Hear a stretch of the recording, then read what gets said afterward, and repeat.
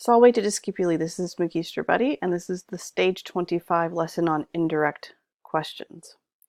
First of all, what is an indirect question? It helps to understand the difference between a direct versus an indirect question.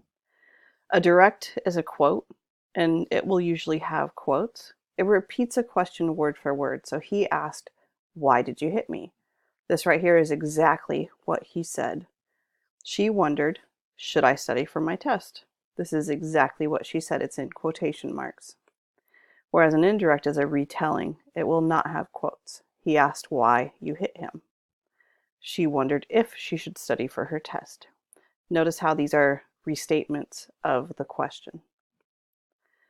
The indirect questions in Latin use the subjunctive as the verb inside of the indirect question, so it helps to review quickly.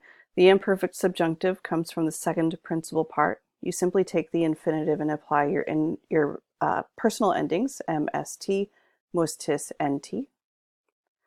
The pluperfect comes from the third principal part.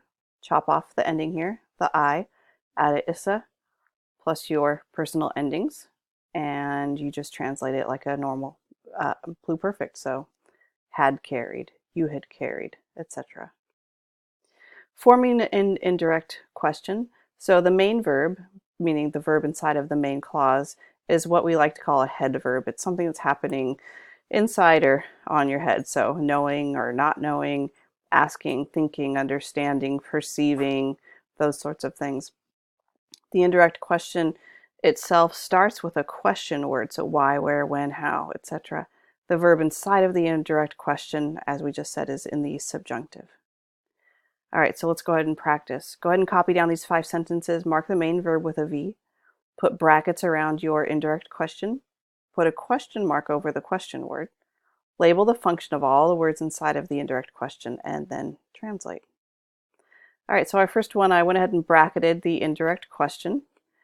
I've got the subject and the verb of the main clause. Quis here is the question word that launches us into the indirect question. Quis really is the subject as well. We've got our verb and we've got an accusative direct object. So no one knew who had killed the boy. Here we have our indirect question again. We've got our verb. This is our head verb, asked. Ubi is our question word, accusative direct object, and our subjunctive, the verb of the indirect question. So the judge asked me where I had found the money. Here we have our indirect question bracketed. It begins with a question word, ends with a subjunctive. We've got our head verb here. We've got our question word. We've got a nominative subject. We've got an accusative direct object. And we have our subjunctive verb of the indirect question. So Salvius did not know why Quintus was helping the king. Here we have our indirect question bracketed. It begins with a question word, ends with a subjunctive. We've got a prep phrase embedded inside of it. We've got our main verb here. Here, the complementary infinitive is our actual head verb. This is to know. Quid, this is also functioning as our subject. And then we have our subjunctive as the verb of the indirect question. So Quintus wanted to know what was in the temple. All right, and our last one, we've got our indirect question, begins with a question word, ends with a subjunctive.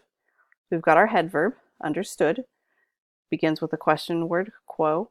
We've got 2 nominatives. We've got a compound subject here, and we've got our subjunctive inside the indirect question. So Salvius finally understood where Quintus and Dumnorix were fleeing. All right, remember, it is always going to be introduced by a head verb, so something having to do with asking, saying, thinking, those sorts of things. The indirect question itself will start with a question word, who, why, how, etc., and it will end with a subjunctive. Wale to Discipuli.